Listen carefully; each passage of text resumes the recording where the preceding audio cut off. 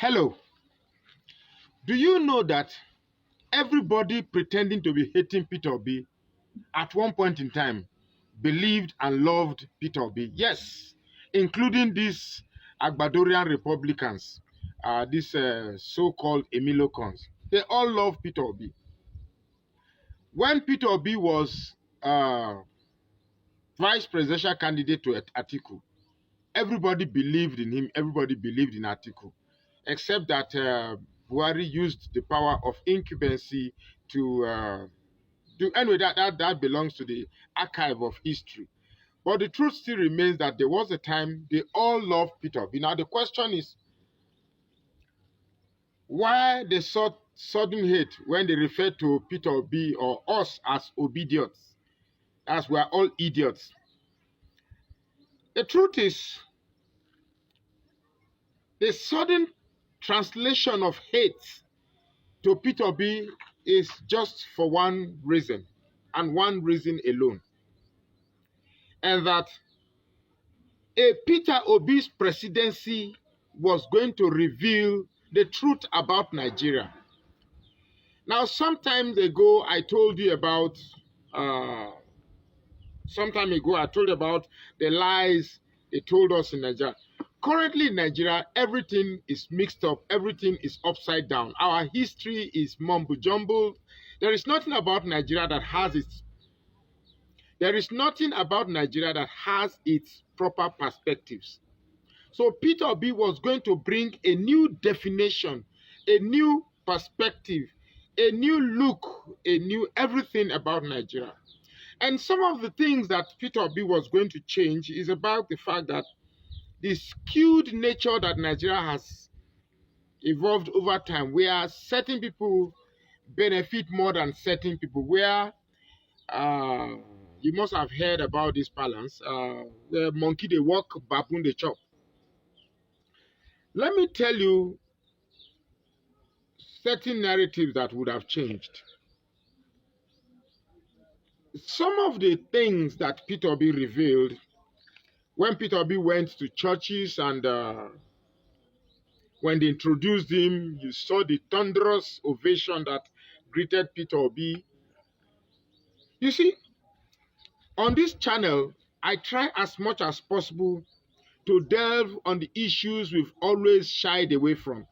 Yesterday, I was making a live video where I brought a topic, Hausa, Igbo, Yoruba. Who are the real enemies of Nigeria?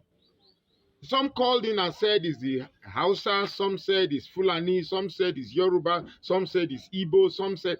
In fact, I allowed the tape to roll because I needed to hear everybody's perspective on these very particular issues. Some even called in to be politically correct, trying to say that, well, it's our politicians that are the problem. You get me? So, and everybody to some extent are right in their own way. But what I discovered in that video, judging from the contributions that people made, that our biggest problem is the fear of one another, the lack of trust. And that is because over time that we became independent in Nigeria, we have not strived to become Nigerians. We have strived to become Yorubas. We have strived to become Igbos. We have strived to become Fulanis. We have strived to become Hausas. That is why the Yoruba man is afraid that an Igbo man becomes the president, because the fear is that when an Igbo man becomes president, the likelihood of them benefiting politically from an Igbo presidency is not there. That is why the Hausa man is afraid that if an Igbo man becomes president, the likelihood of a Hausa man enjoying the spoils of politics will not be guaranteed, and vice versa anyway. So that leads me to the question, should the presidency of Nigeria be a channel to which opportunistic presidents unlock the wealth of the nation to themselves? In the case of the northern people who have ruled this country for a long time, you could see that despite having the bigger share of opportunities of ruling this country, their people still remain poor and the land still remain very, very underdeveloped. So where does the money go? And that is because some of the leaders that the North has produced for us, rather than becoming Nigerians, they rather prefer to siphon our money to countries where they truly emanate from. Take Buhari, for instance. All these projects of railway to Niger, pipe, our oil pipe to Niger, to Chad, at the end of the day, Katsina still remains poor, the poorest state, one of the poorest states in Nigeria. As a matter of fact, Katsina became transformed when Goodluck Jonathan became president. I was in Katsina some years ago. The only bypass that they had only emanated because Jonathan was president. The only university that had, which is now a beehive of activities, was made possible by a southerner, a minority. Do you know that in Katsina today, you cannot stop a taxi cab? It's still moving with motorbikes. That's the level of development they've attained, despite having produced 3 presidential candidates in the Nigerian spoils of administration. In the case of the Southwest, I believe that the Southwest somehow have been, it's like a chick that has refused to hatch from his tribal cocoon or from his tribal shell, and a chicken that has refused to hatch from his tribal egg. And therefore, they are unable to see a Nigeria that transcends beyond the tribal cocoon or the tribal egg. Of course, you say people come to stay in your place, people come to stay. No. The truth still remains that the people who believe, both the Northwest and the Southwest, believe that it is dangerous to have an administration which they are not part of. That is the reason why they hate this Peter Obi. Peter Obi is from the Southeast. Yusuf Baba Adme is from the Southwest, but not within the cabal and caliphate. And therefore, to have a power where they don't have a stake, they are afraid. So I think the real problem of Nigeria is the fear and lack of trust, of entrusting power into another region of the country. In the case of the Southeast, that's whatever I'm saying, I'm judging from yesterday's live video, and I'm truly encouraging that if you must understand this video, you must watch the live video of yesterday when I said Hausa, Igbo, Yoruba, who are the real problem. Please watch that video so that you understand where I'm coming from, and whatever I'm saying is based on the live video. In the case of the Igbos, what I saw in that video is that yes, they might be shouting Biafra, we want to go. The truth is that no Igbo man truly wants to leave this country. If they do want to leave, it's because they've not had their fair share of the political spoils of Nigeria. One thing we did agree, though, is that the 3 tribal enclaves are really the problems of Nigeria from different perspectives. Whereas one wants to claim superiority of power, one wants to believe that this man should not have power, the other one believes that, well, if we don't have power, then we must go. Either way, consciously or unconsciously, they one way contribute to the unsettled nature of Nigeria. And that's why we say the 3 of them are responsible for the problems of Nigeria. There are 375 ethnic nationalities in Nigeria. Somehow we have believed that power must rotate among these regions that believe that they own Nigeria. One Islamic cleric said that the time Goodluck Jonathan became president, that was a mistake.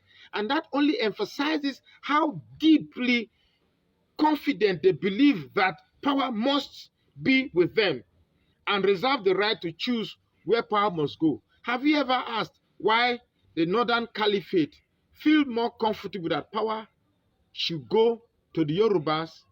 Or if there's an argument that must go to the other side, well, South. Because the only South president we ever brought in, Jonathan, was not that resolute enough to say, this is what I want and that should be. As for an Igbo presidency, the cabal and the Southwest are afraid that a Peter Obi, for instance, is going to change the status quo. And a Peter Obi's president would have revealed a lot that, well, they don't really have the majority that much. And truly, they don't. I've said it severally on this channel. They don't. A Peter Obi's presidency would have revealed that anybody can be president. And that is a notion these people don't want you to have in your head. They want you to have the notion that the cabal, the northern cabal, they own Nigeria, and without them, you cannot be president of this republic. It's safer for them, so that whenever you are making your political permutation, you must always have them in power. Imagine if the Yorubas and the Igbos work together in this political enclave called Nigeria. Who are the cabals to determine who rules this country? Some of you may not have traveled to the north. I've been privileged to go throughout the north, except Sokoto. Okay, my boys went to Sokoto, but I've been almost every part of the north. The truth is that here, like in most of the civil services, I was in Katsina the other day, you see the chairman or whatever director is in the civil service. They'll bring a very large mat, and everybody will be sitting on it, maybe drinking fura they don't know, or buying groundnut, or just sit and doing nothing. And then wait for month end for subvention to come, and then they share it. And the cycle repeats itself again. This is not the same thing in other local governments in other states. Now, the point is this. This type of laziness only occurs because governments, particularly governments in the north, have not been creative enough to, to find way to create what they have to form internally generated revenues. Imagine a governor in the north buying 5,000 shoe shining kits for their youths. That means 5,000 of your youths are going to have shoe shining equipment to roam the street to look for shoes and slippers to mend and shoes to shine. Why not create this? Remodel these 5,000 youths to be shoemakers, to make shoes and export. After all, the hides and skins are here in the north. Anyway, the topic of this video is why they hated Peter Obi. Don't get fooled. There was no time they hated Peter Obi. The only crime of Peter Obi was that he aspired to become president. In the eyes of those who believe they own Nigeria, the only aspiration that we from the south, we from the southeast, we from the north central, and partially people from the northeast, is we should aspire to be second in line or less than nothing. As far as you begin to aspire to take the reins of power in this country, you are a threat. A Peter Obi, or definitely a Peter Obi's presidency, will open the seaports in Warri and open the seaports in Calabar. And that is what the Southwest don't want to hear. This is okay. Let me not be generalistic here. Let me not be stereotypic here. That is what some of this Agbadorian Republic will never want. Because you want as big as this country, the most populous black nation, all the needs, all the importation needs of Nigeria must come through Lagos that has become so compacted, so congested. So, when in fact it would be far more reasonable to open other ports so as to decongest that Lagos.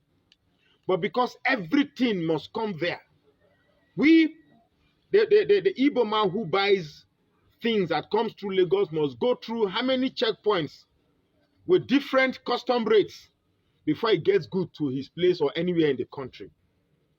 You see, if we choose to continue the way we are, then we are not ready to meet our contemporary nations that have developed. We are still resolved to bask in the retrogression that is cemented by these our primordial biases of religion and tribe. It's just so unfortunate that people like us with a better insight or a broader perspective to the dynamics of nationhood are forced to live in this cocoon called Nigeria. Well, we are still watching and we are praying. We are praying that the forces of good will defeat the forces of evil and allow the best leader to rule this country. I am not one of those who say that, well, if it is God wish that Tinubu is the choice of God. Tinubu cannot be the choice of God. Tinubu cannot, for those clerics who are saying that, Tinubu, you cannot use what is fraudulent to bring yourself into power and then ask God to pray. What kind of God is that? Such gods are usually found in Nigeria, but not the God that is in heaven. If you are bad, you are bad. If you are evil, you are evil. If you are good, you are good. You cannot use your money and muzzle your way through primaries, muzzle your way through election, rig a re-election. People have been rigging election. Why has previous rigging not gotten this much attention and unweariness? That is because this one was overdone. How do you tell me that APC won Benue State? Benue State that has been suffering persecution for the years, suddenly just say, hey, we love this persecution. Let us have another round of persecution. Let us vote APC again. How do you tell me that Tinubu won Rivers State? That even a governor of APC confessed that they too are surprised that all they wished for was just 25%. But Wike did the magic. And they even want to know that Wike should write a textbook on how to wish for 25% but they got more than 25%. How? How do you tell me that in Plateau State that we saw that we got over 2 million and it was rigged to 1 point something million? We said, okay, no problem, let's manage it. Only for us to wake up in the morning when the results got to Abuja, we saw 400,000. You see, if we must go forward, we must start telling ourselves the truth. But obviously, quite obviously, there are people who are hell-bent on seeing that Nigeria does not work. No matter how Nigeria is spoiled, they must cling on to these tribal sentiments and religious sentiments. For us, if there was a different filling station where this set of people buy their fuel differently and us buy our fuel differently, fine, we will not worry. But right now, we, the good ones in the society, must suffer the consequences of their own actions. That is why we talk. My name still remains Magnus Oraka, and I say, please follow this page and share this video right now. Thank you.